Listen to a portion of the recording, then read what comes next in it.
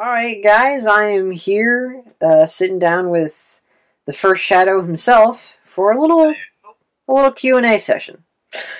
Let's get started. Alright, so our first question will pertain to the comics as well as other questions in this category. So, first question is, what really inspired you to start making the comics in the first place? Actually, I never really thought about that. I guess it started with the fact that I just had a bunch of mocks lying around and thought to myself, I don't see many photo comics on BZ Power nowadays. Maybe I could try it. So I filmed up the little intro pilot episode, I guess, and then next thing you know, it became a whole series all on its own. It's kind of like how I started my own series right now. I just looked at my mocks and I'm like, hey, I have a phone. I can film these things. Okay. Alright, next question. How do you manage your time in making the comics? Well, do you mean like how do I schedule it? Yeah. Like how do I... Yeah. There really isn't a set schedule to it for the most part. I kind of just pick a time when I have the inspiration, I go and film something. Alright. Our next question. You have a lot of guest stars in your comics. How many more do you plan to have? Each season I like to do just a set number. No more than 8 at a time. Alright, just then. so it's not overflowing. Uh-huh. So every other season I cycle out, let new people come in, let go of the old ones. Some of them come back. Alright. Next question. How far do you think your comics will go? Well, in terms of time or just what I'll do with them? In terms of time, length, and what you'll do with them, really. Well, as for the what I'll do, of course there'll be the usual comics, which will go on for as long as I possibly can. Alright. And then we've got our little side series run by Cyrac and Thulk called Ask Cyrac and Thulk. Can you go in more in-depth with that? That's basically just where those two characters ask all the members or who are watching, to send in questions, and they go ahead and have fun answering them. Why don't you tell our viewers how to send in these questions? Well, just message them to me, and I will pass it on. Via BC Power? Correct. Alright. So what else do you have really planned as far as lengthening the life of the comics? Well, at some point, of course, with this being a photo comic, at one point I wondered what I could do if I did a stop-motion movie. Ooh. I knew Dark 709 had done some pretty good stuff in the past, so I wondered what would happen if I did a full-length film. It would definitely take a while to produce, but it definitely would be something. So you heard it here, folks. The first Shadows comics, the movie. It's a thing. Alright, so where can people find your comics? Well, they're on BZ Power. There's links in my SIG and on my profile page. If you're not already there, then get over there. Right. Or just go to Google and type in The First Shadows Comics. That works too. They will probably show up. Yep. Alright. Can you give any advice to anyone who wants to make comics? Well, first off, there's quite a few different mediums for comic making. You can draw it out yourself on paper with pencil, crayons, markers, whatever. You could do photo or mock comics like me. And then there's sprite comics. There's a lot of different genres for that. A lot of people just do little random fun stuff, little short things. And others like to do full, planned out, dramatic series. So it really does depend on what direction you want to go with it and what medium you want to use. Yeah, I can get behind that whole dramatic series kind of thing. One comic series that I know of, Bionicle Nova Orbis. Ah, yes, that is a good one. Yes. I mean, it's not really a comic series per se, but it has been placed, for those who do not know, in the comics forum of BC Power. So it's technically a comic, even though it's just really a few illustrations here and there in the story, which help. But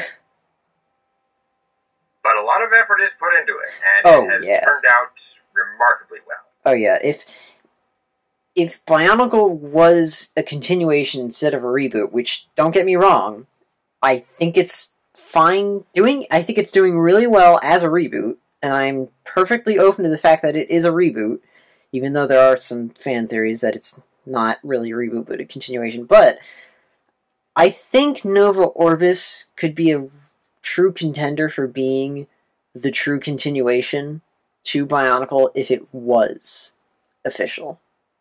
Yeah, I would agree to that. Yeah.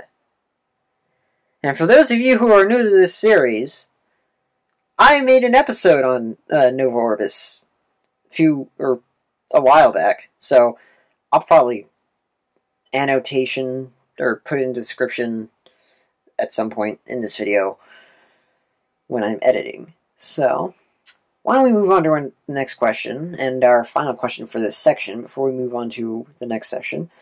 What was your inspiration for the characters that you have in the comics? Well, again, I had a bunch of mocks lying around, so I just kind of picked them out, looked at them one by one, decided which ones I could give a good name to, and whether or not there was a character to them. Two prime examples are Captain Antarctica and Thulk. Most of those were just kind of randomly decided on, but for someone like Captain Antarctica, I saw this shield-bearing, stoic hero sort of character, and it really kind of reminded me of the white and blue version of Captain America. So I kind of gave him that role amidst his little group of friends in the comics. And then for someone like Thulk, well, just his general body design, it wasn't... When I designed him, he wasn't supposed to be modeled after the Hulk. I just wanted to do something with lime green parts. But it ended up looking like this really beefed up character, and I known of some in-story Lamatoran who were engineers, scientists, and thought, I could do a Bruce Banner type character with this. Might be cool. So he's the big bulky guy, even though he's smart still. Because okay, correct me if I'm wrong, he's wearing armor. Most of it is armor, yes. Okay. How about some of your other characters, like Cyrac and, Lord Gutan? Lord Gutan, oh. He's a fun one. Oh. Do tell. Again, well, I just wanted to try out a certain body design, which ended up being more simplistic than I'd hoped for, but in the end, I was really torn between exactly what sort of position I could give him. He didn't necessarily look villainous at first, but then I decided, I really don't have that many set villains. I should have someone. And somehow he just kind of fit the bill. Like, I saw his weapons that I'd given him, a shield and a sword, which, interestingly enough, made him seem like a sort of parallel to Captain Antarctica. And I thought it'd be cool to have, like, sort of the anti-Captain Antarctica. Oh, kind of like polar opposites. In a sense, yeah. Yeah, like, it's kind of like how I developed Toa Zenu in my series. Basically, what happened was I was just trying to, like, toy with different designs because I was getting fed up with the Inika torso design for Mox, because it kept on breaking. Like, the ball joint shoulders kept on snapping off. I've had that problem multiple times. It's like, every time that happens, I cringe, because no amount of super glue today can fix it. That's the problem.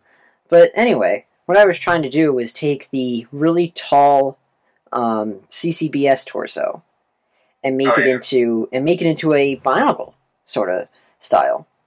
So I basically made this body like torso type, and then I just built off of it, and I said, I don't have a lot of green characters. So then he just came to be, and I just started adding on different like appendages and everything, and he became the villain.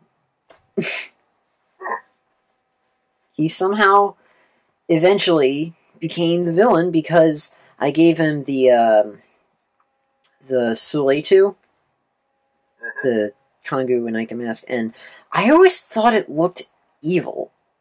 Yeah. Because if you look at it, it's like one side's more armored than the other, and that other side looks kind of reptilian or just natural, besides the fact that it's supposed to be an organic mask, but I always just thought, it looks like a villain mask.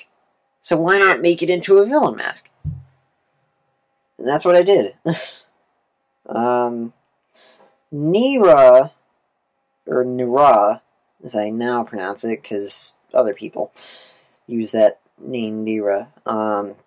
She was always kind of like that bad guy, well, really bad girl character. I always thought it was interesting to have the girl as the villain in certain stories, because you never really too often see the villain being a girl.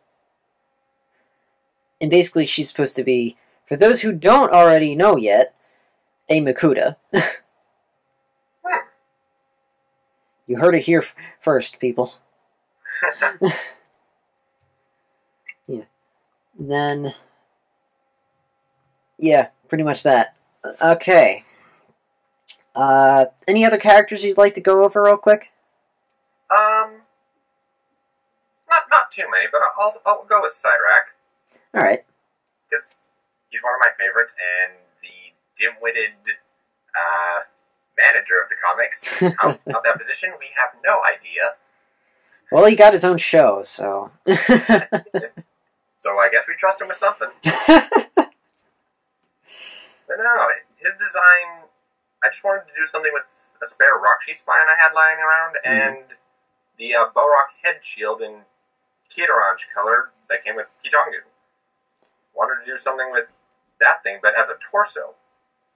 Like the chest armor. And from that, developed a slightly larger Rockshi of Heat Vision. Huh. Yeah, I never got the Rockshi of Heat Vision set for the Stars line. Is it yellow, or is it the Keyed Orange? It's Keyed Orange. Okay. It's just so hard to tell in pictures. Yeah. Yeah. Okay, so... Is that pretty much it for your characters? How about we go over Meirez for a minute? Oh, okay. My cousin. And why don't we have, if he's still there... Is he still there? Why don't we have Meirez... Come on. Alright. Oh, hi. Hello. I'm Meirez. Hiya. How are you today? Well, I've been doing pretty well as of today. Alright.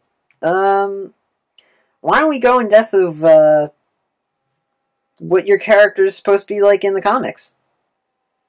What my character is like in the comics.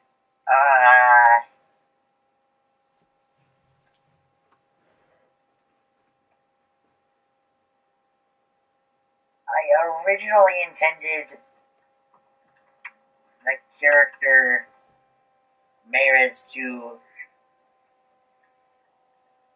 Actually, now that I think of it, Meirez wasn't originally going to be my self-mock at all, but actually just a random Tomatoran character. Oh. I'm getting my train of thought here. Take your time. From what I remember, the thing is, I was working around with some parts. Okay. I was working around with some parts, and I was originally intending the character to be this Tomatoran cyborg type of character. And in the original build, he had a foot that was actually the orangey color of Onua's claws.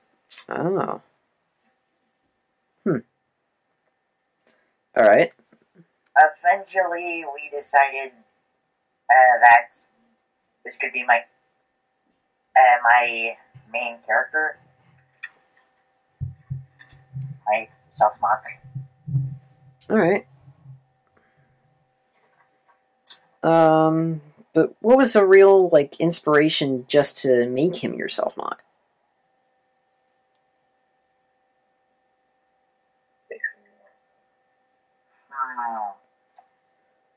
I think I can answer that one.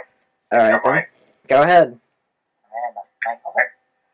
It basically just sort of stemmed from the fact that we wanted to have him in the comics at one point. He was over for a visit, and that happened to be one of the mocks he brought with him, so we threw him in there. Alright. And from then on, it's just... Well, we adapted the build a little bit over time, and eventually we settled on the form you see in both of our comic series today. Alright. Okay. And also, one last detail I'm just going to add on right at the end. Mm-hmm. In my first appearance, you'll notice that the toe ends of my boots or shoes, where had the small Hero Factory plates on the toe region, but later on, I started wearing the Mata feet. Oh. I'll have to go back and check that. Yeah. Alright.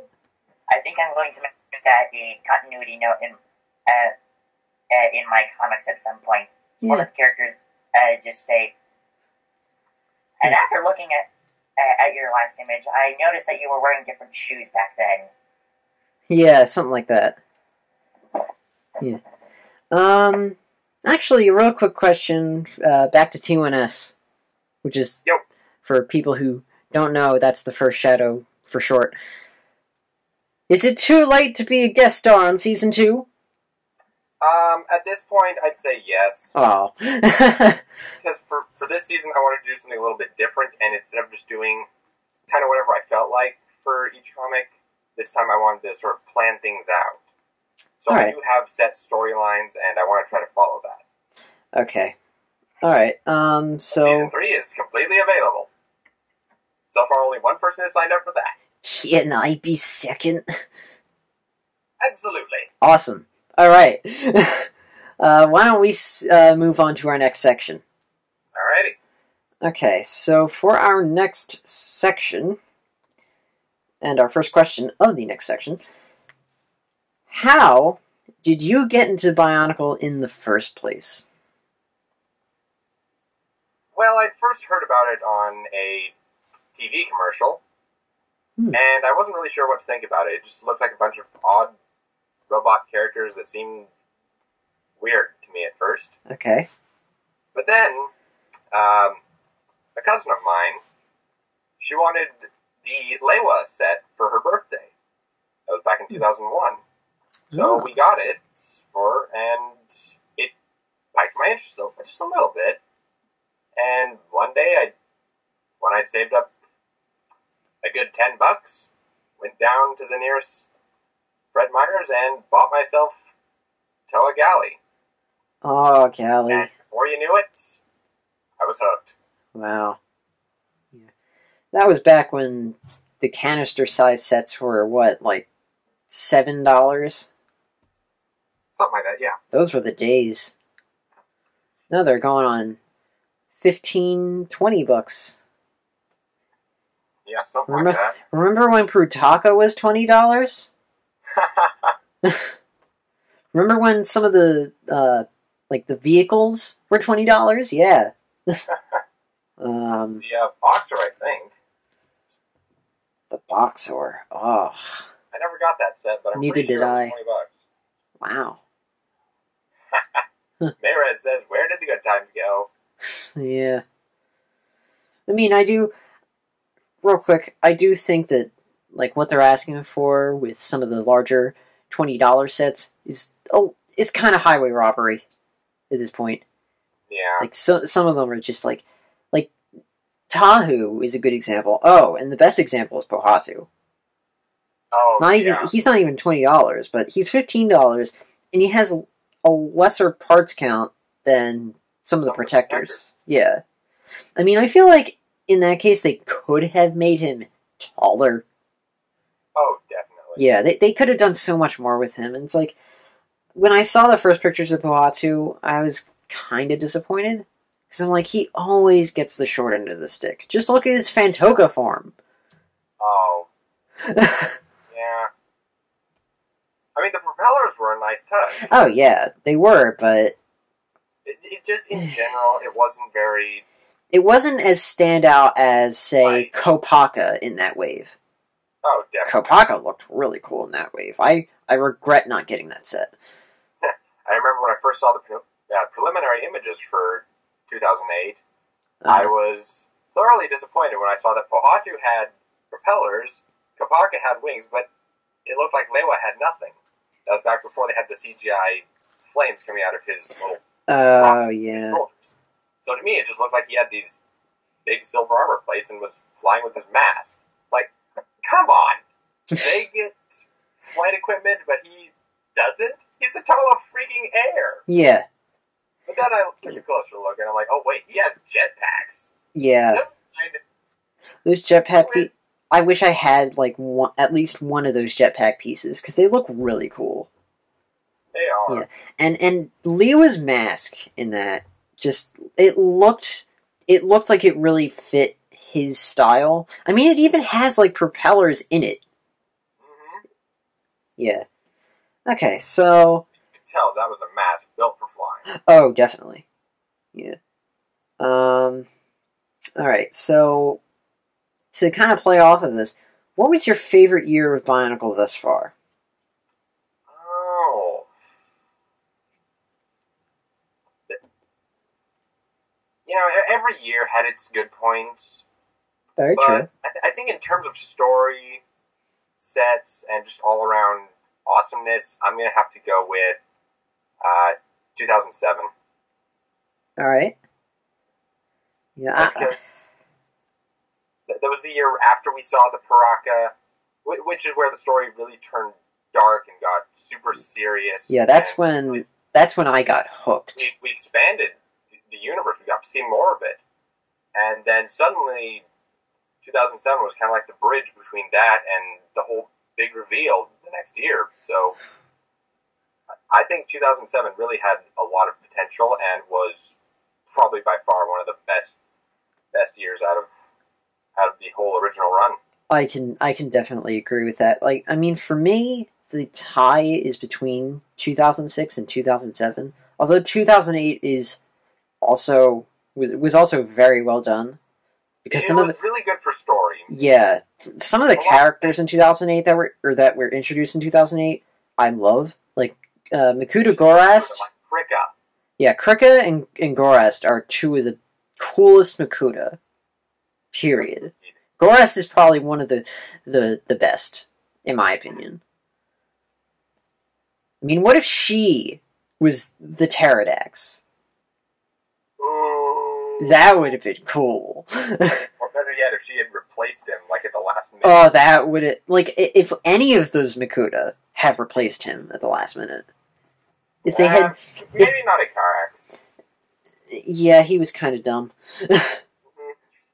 I didn't even like the set as much. I don't know if anyone else really did. There weren't any new or unique parts. The only real draw that year was that it was the first time since 2003 that you could get the Mask of Shadows. Right. Well, since 2005, we got those gold ones. Yeah, but like in the original like black color. I mean, True. Yeah, I have one from the original Makuta set, which is really really nice. This the whole thing that I didn't really ever really understand about that mask was that it had the two faces. A lot of people, if you look at the details of the second face, it looks like a combination of the Kraken and the Evoki.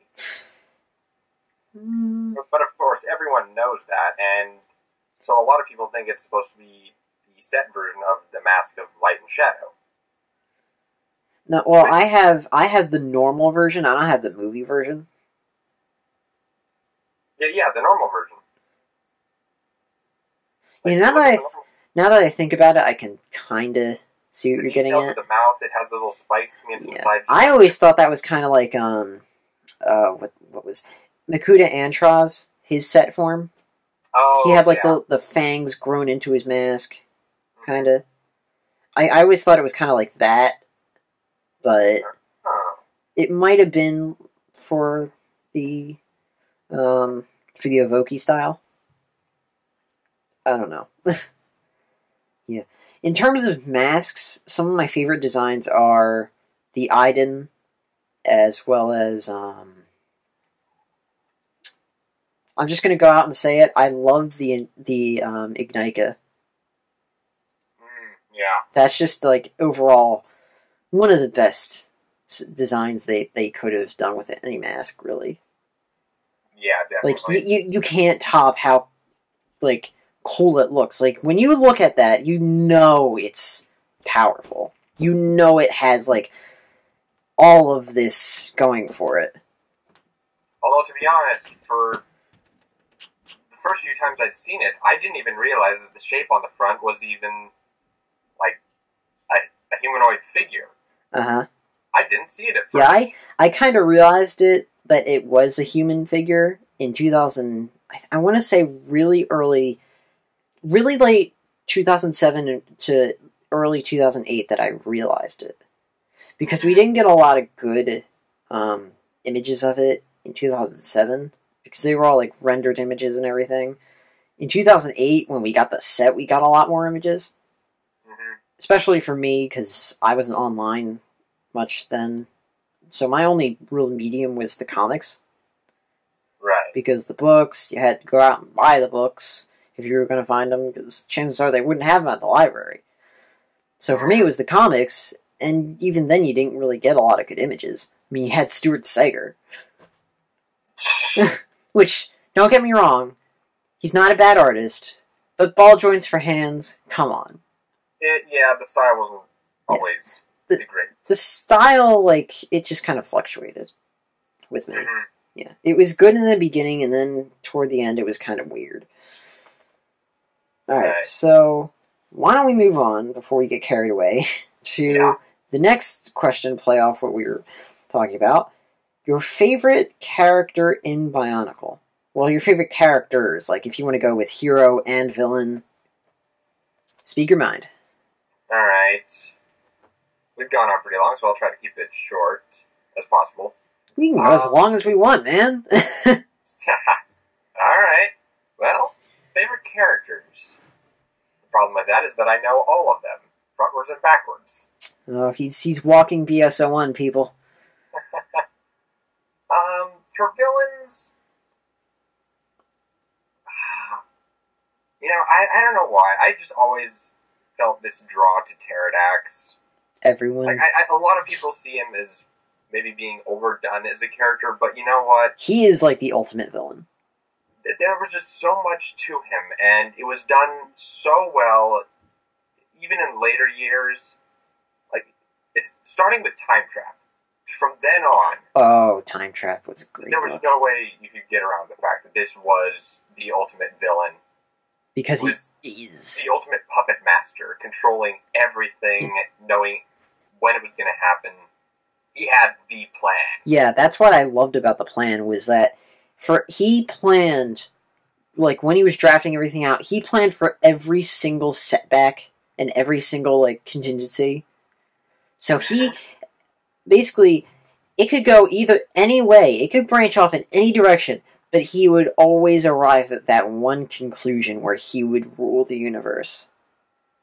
Exactly. Like, just imagine, like, how much thought had to go into that. How much time had to go into that. That's what I love about the plan. Like, the whole concept of it. It was just... wow. Alright, Now for favorite hero character... You know, there was really a lot of diversity. Oh, yeah. It's easier to pick a villain because for the first few years, we just got a bunch of clone sets. Well, it doesn't have to be a hero. It could just be a random character. Really. Yeah, true. And everyone's going to say Matoro, but you know what? I'm going to go in a different direction and probably... Actually, I'm going to go with a set of characters. There was just something about the Axon Brutaka dynamic that I just really always liked. It was just something to them that kind of reminded me of how, well, me and my best friend in real life are. Alright. He was always more the Axon, me the Brutaka. Physically and mentally. Yeah. I was always a bit more... Well, you know how Brutaka is. Yeah, he was always kind of, like, out there, whereas Axon was very, like, down to earth. More grounded. Yeah. Yeah, Axon was always more, like, kind of level-headed. Like, he always knew exactly what to do, whereas Brutaka would be like, screw it, physics! Let's do this thing! Exactly. And Axon would just be standing there like, why am I here? What? The words that come out of my mouth, do they mean nothing? Precisely. And, yeah. And in all honesty, that is how I was when I was younger. I'd have my friends going, what are we doing? Yeah. Are you even going to listen to this? I'd be like, oh, you said something? Yeah, okay. Real quick, my favorite villain, and I know some people are kind of going to be like, huh, that's interesting. Toa Tuyet. Really? Tuyet is one of my, not even just my favorite villain, but one of my favorite characters. There's just something about the fact that she's a Toa is what just really drew me to this, because I like it when the person who's supposed to appear as good ends up being bad. It doesn't even matter what the franchise is. I just like that dynamic. Yeah. Yeah. Yeah, I never would have thought of that. Yeah. I mean, you could argue Nadiki, but he got mutated the first time. And he really did. You know, he got... I feel he got the short end of the stick in a lot of ways. Yeah. Yeah.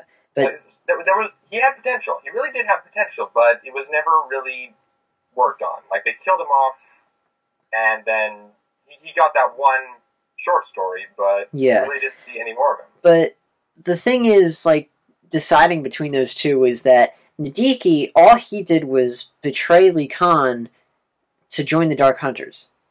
But Tuyet had the Nui Stone. So she was going to betray Lee Khan and take all of the Toa power. True. And just, like, lay waste to the universe and take control of it. And that's what I liked about it, because, like, you expect the Toa to be the bright, shining heroes, and then you see the evil Toa and just how bad they can be. Right. Yeah. And then, of course, there's Lee Khan, who got betrayed, like, by everybody. Well, he is wearing that cursed mask. Oh, yeah, that mask is cursed. Don't touch or wear Lee Khan's How. It's cursed. Everybody who touches or wears it dies. It's almost as bad as the Ignika. Yeah. Yeah. I can get behind that. Yeah. Another favorite character of mine, Tamaru. Just for that, well, just for his character, really. I mean, you're always going to have that odd guy out. Right. So, the way that this guy is the odd guy out is that he's a Lamatoran who's afraid of heights. Yeah. That's what I always liked about him. Because he eventually, like, when you get through Emnog, he conquers his fear. And that's just, like, it shows progression in his character. Because he says, oh, they didn't let me be part of the fight up tree because I'm afraid of heights. So can I just join you? And Takua's like, okay, come on. And then they go on their way to the Kainui, and he's just like, okay, I gotta conquer my fear to get over this chasm. And he does, and then he becomes the, what's it called? The High Fly Vinesman. Yeah. But yep. The screen in the game that made me really like that character was the screen where after you beat the Nui Jaga, or not the Nui Jaga, the Nui Rama Swarm. Like after you get back from saving Liwa and they're all partying. Right. You go up to the platform where the birds were. He's just kind of there by himself. And he's just there by himself, and then he pretends he's flying an airplane. Mm-hmm. And it's like, that scene was like, I love this guy. like his heart's in the sky, but he's just too afraid to follow it. Exactly. Okay, so our next question. What else do you take part in within the Bionicle community besides making the comics? Well, for example, on BZ Power, especially over in SNT, Storyline and Theories, I'm there quite a lot. As we said before, I'm sort of like a walking Biosector 01. I like to just kind of be there, make sure that anyone who's got questions gets it answered. If Bonesy's not available at the time, which most of the time he is, but it's nice to have someone else around to carry some of the extra weight. All right. So I hang out there a lot, answer questions, help out, poke holes in theories where I can. I also do a bit of comedy writing. I used to have an epic a long time ago, but it died off at one point, and I don't know if I'll ever go back and finish it. Oh. But then as for the comedy writing, I've got one that's kind of currently on a bit of a break. With college and stuff, I had to kind of put it on hold. It's called Voltraz and Company, detailing what happened to Voltraz after he got stuck in that alternate dimension. Oh. So he's trying to get home, basically, with help from that universe's Bruchaka. Ooh, that sounds interesting. I don't think a lot of people seem to be enjoying the dynamic between the two characters. Oh. Yeah, I've seen it there, but I never really got to reading it. I always thought Voltraz's story ended with the Makuta carrying him off and just kind of poking and prodding him for how the heck he got Shadow into his system. Like, what the heck is that? Because they're all light now. Right. Yeah. Well, I decided to keep him alive and play off of it as a comedy. Yeah. Let him try to find his way home. Alright. While still being Voltraz. I can accept that. Wait, what was that? I can accept that, really. Yeah. Yeah. But, of course, I couldn't just stick with those characters, so I dropped them off in the world of Ninjago, and they've picked up Zane. Oh. That is what the next chapter will be dealing with. Oh, boy. So he'll be with them for a while. Don't worry, Brutaka will drop him off again. Zane will get back home just in time for the whole rebooted story. Don't worry. Oh, boy. That's when it takes place? It takes place in that time frame between the Battle with the Stone Army and the rebooted line with the Ninjroids. Huh. Just because they had that whole time of peace. Yeah. A year or so, all that rebuilding that had to be done. True. And so when you first see the ninja, that's what they're doing. Yeah. They're helping rebuild the city.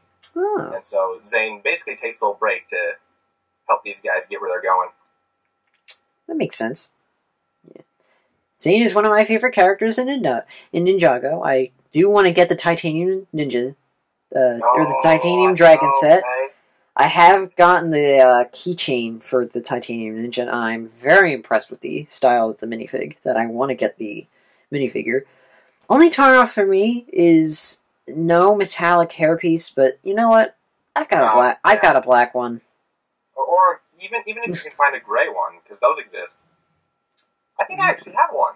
Gray one? Yeah, there's a gray version of this. Yeah. I've got one somewhere. I don't know what minifigures have it, though. I'm sure you could find it on, like, Bricklink or something. Alright. Well, in case the viewers don't know, I'm a fan of Ninjago. The show is very good. It's suitable for really all audiences. Not just the children, or the child audience, but more the family audience. Yeah.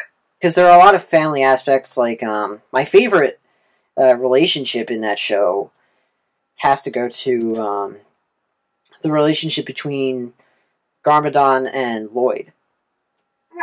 That one, like, the whole father-son kind of thing, that plays out throughout the whole series, where the son's like, well, at the beginning of the series, for those of you who haven't seen this show, spoilers.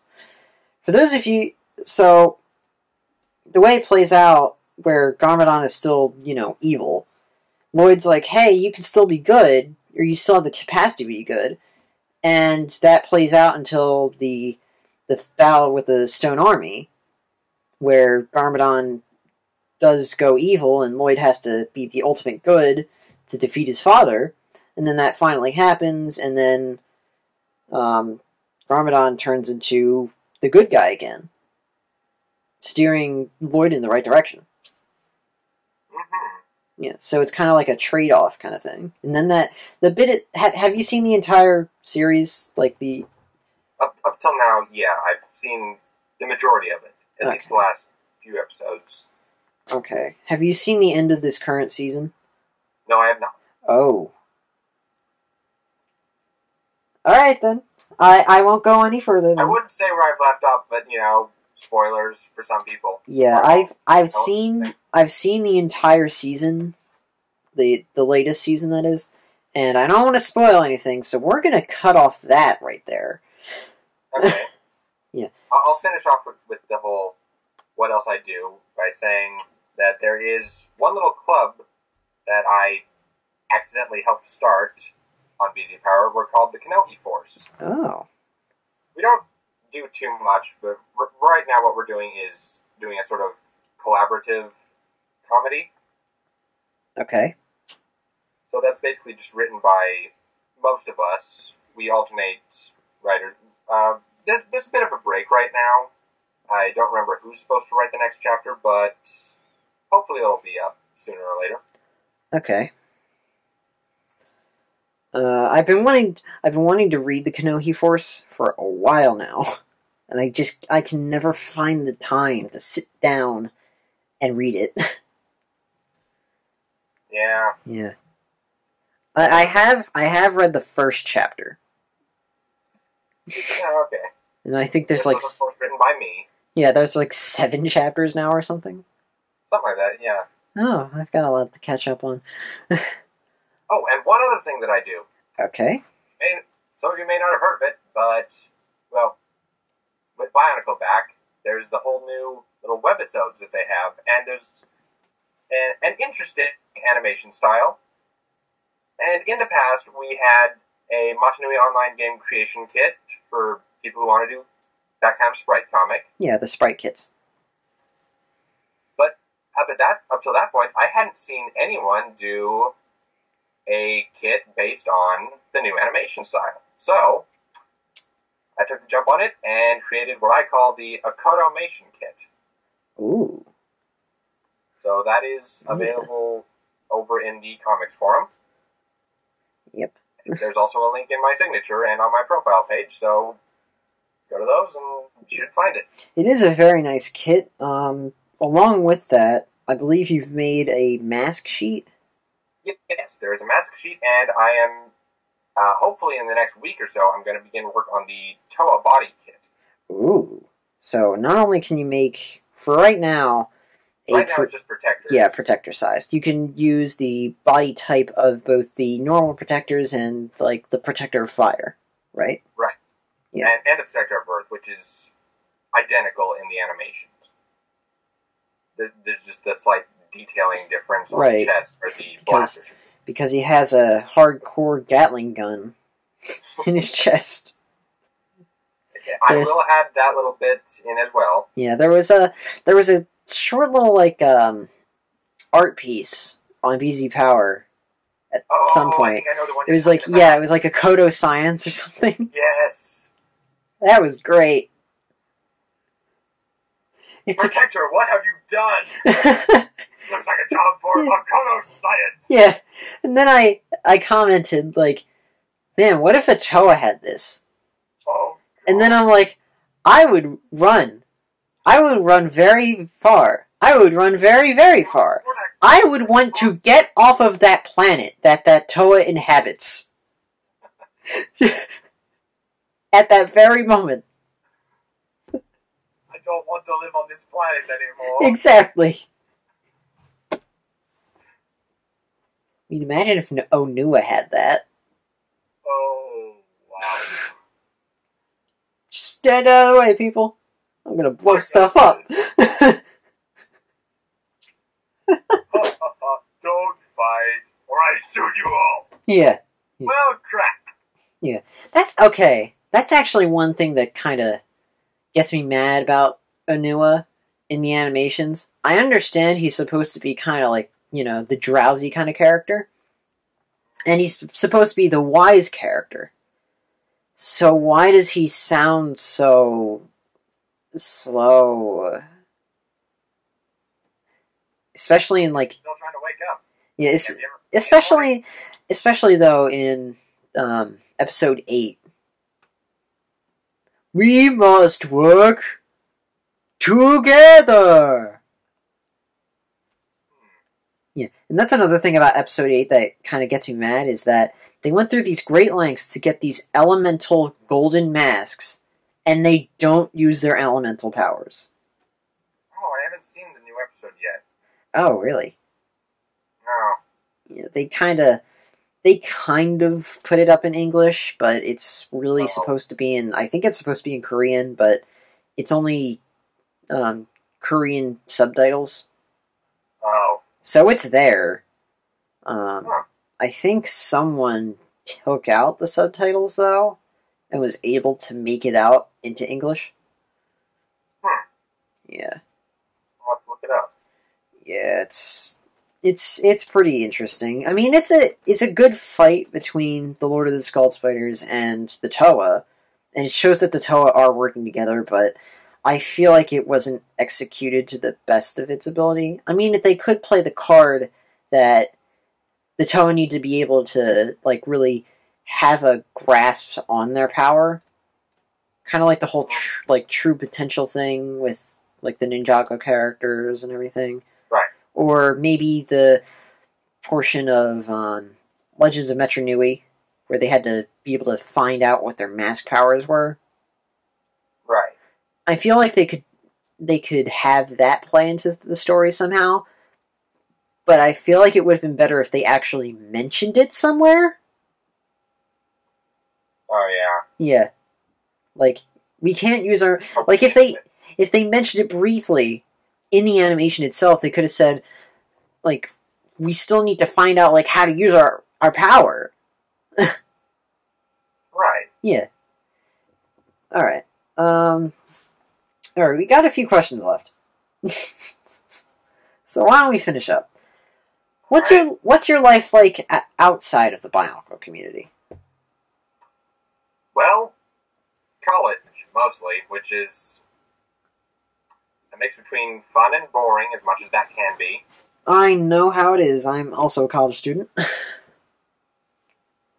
But, well, I guess this is kind of Bionicle community-ish.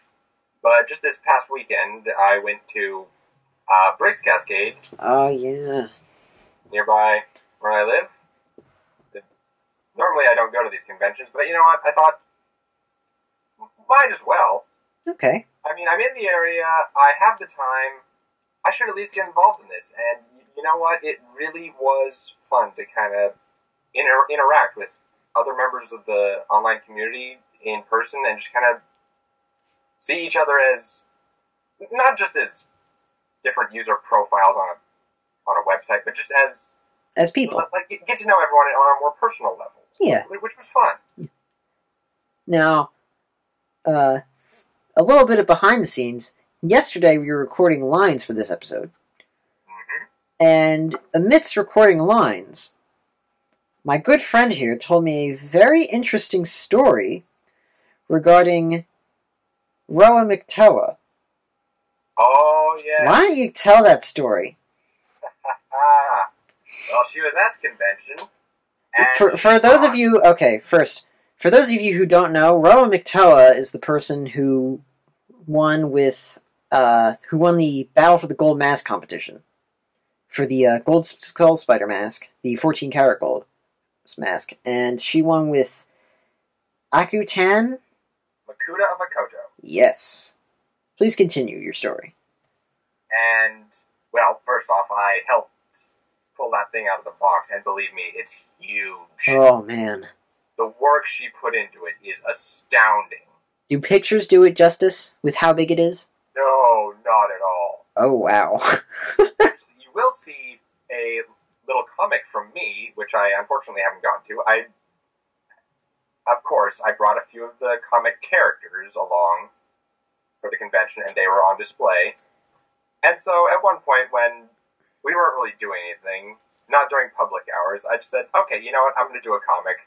Come on, guys, we're going to go all around the whole exhibition hall and just film a little sightseeing. Oh, wow. And so, they took a selfie with Akutan. Ooh. So you will see the size difference. It's incredible. Oh, wow. It's definitely something. But anyway, back to Roa. She brought the golden mask and was generous enough to let some of us hold it. It's really cool to see in person, and as heavy as you would imagine it might be, being gold. For such a small thing, it weighs more than Onua. Oh, wow. Wow. Yeah. Just, now that we have the confirmation that they're going to be, doing something, we don't know exactly what yet, but something with the rest of the golden masks, that just, like, kind of makes it play, like, all full circle and everything. Yeah. And I'll tell the viewers now, I want either the Galley mask or the Kopaka mask. And then for me, what I'd want to go for is the Mask of Stone or the Mask of Fire, just because, I have all the other... Yeah, Mask of Fire is pretty good. Yeah, just, like, if I were able to get one of them, I would want the Mask of Fire just for the sake of completion. Because I have the 4 other plastic versions, and it'd be cool to have the final one. Because this guy, all in the same day, got to hold the 14 karat gold Mask of the Skull Spiders, and he got the Hero Pack, and he got a clear Mask of Fire for free! I was ever so pleased with myself. He had a really good day, okay? Yeah. Alright. So you're a college student. Yep. I understand how that is. Alright, so our final question, unfortunately. What are some of your other hobbies outside of LEGO? well, obviously, I brought some hobbies into it. The writing, for example. I do some writing of other sorts, like poetry, interestingly enough. Oh. I do some poetry, a few short stories here and there. Used to do a lot of running. I was in cross country and track back in high school. Oh, cool.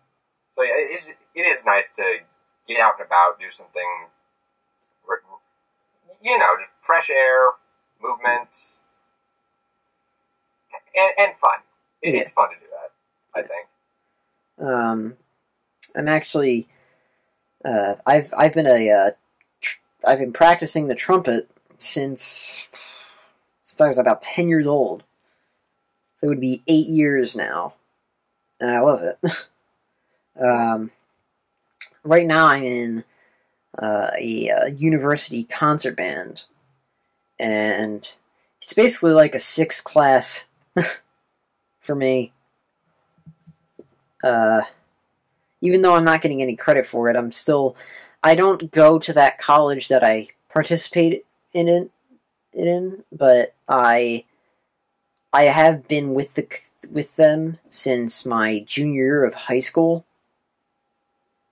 Just to put in perspective of what I've done with my practicing of the trumpet. So yeah, I also sing. So oh really?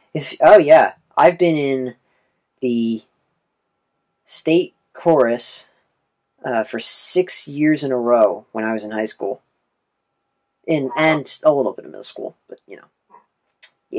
On that note, I actually was just recently in a church production where I did sing quite a bit. Apparently I'm good at it. Had a bit of a solo part that was kind of thrust upon me. Oh. But you know what? It turned out all right. Yeah. I mean, the most important thing in a solo, and this goes for all of the viewers out there who are struggling with, performing in front of large audiences. The point of the solo is to relax. Definitely. Pretty much, I'm not even joking here. As long as you can breathe, you're okay. Because no one's going to judge you. Unless, they're like a critic or something. I don't know. But I always saw it as a way of saying performance is a way for people to see what I'm really made of. Yeah. So, if any of the viewers would ever want us to sing for them, go ahead and let us know. Keep in mind, though, that I'm mostly bass, so oh yeah, I'm limits my singing options. I'm a baritone, so I'm kind of like in between the tenor bass range, really. Yeah. I can sometimes get up real high, but not a lot. For me, getting anything higher than a tenor is really stressful in my throat. Yeah. It has to be a really good day for me to get up there.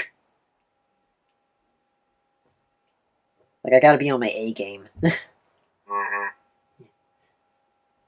And just as a little joke, a while back I think it was in Games and Trivia on BZ Power, they had this little thing Bionicle would never say.